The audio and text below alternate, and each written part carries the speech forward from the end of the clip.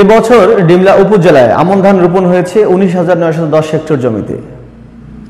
বন্যা ও বাদামি পোকার ক্ষতি কাটিয়ে ডিমলায় আমন ধান কাটা শুরু হয়েছে। বাজারে ধানের ভালো দাম পাওয়ায় দারুণ খুশি কৃষকেরা। বন্যা ও বাদামি পোকায় আংশিক ক্ষতি হলেও যা ফলন হয়েছে তাতে ক্ষতি পুষিয়ে নিতে পারবেন বলে আশা করছেন স্থানীয় কৃষকেরা। বিস্তারিত জানাচ্ছেন মাসুদ পারভেজ রুবেল ও মিনকিস নেহার তামান্না।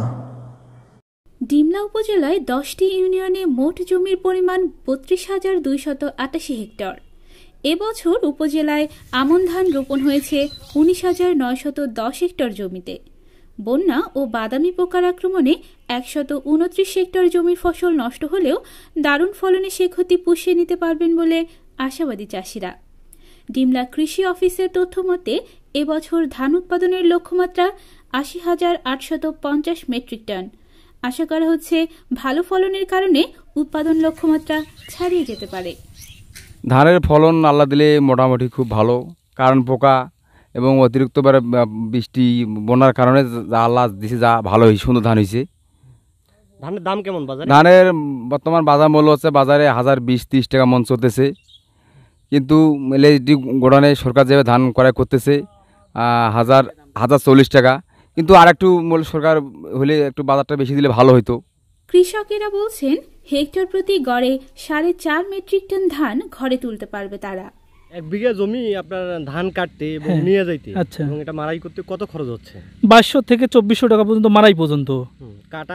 কাটা অন্তত 17 থেকে 1800 পর্যন্ত নেয়। স্থান ভেদে আবারও দূরত্ব হইলে 2200 পর্যন্ত রাখে আর কি। এরকম খরচ? হ্যাঁ, এরকমই খরচে বাড়ি। আর আপনার মেশিন দিয়ে কাটলে? মেশিন দিয়ে কাটলে তো অনেক সাশ্রয়, সেখানে অর্ধেক। দেখা গেল যে সেখানে যদি 1800 হয় তো সেখানে 800 থেকে 700-র মধ্যেই আমরা কাটতে পারি আর কি। এই পর্যন্ত খরচ আছে পার বিঘা, সেটা 30 শতক।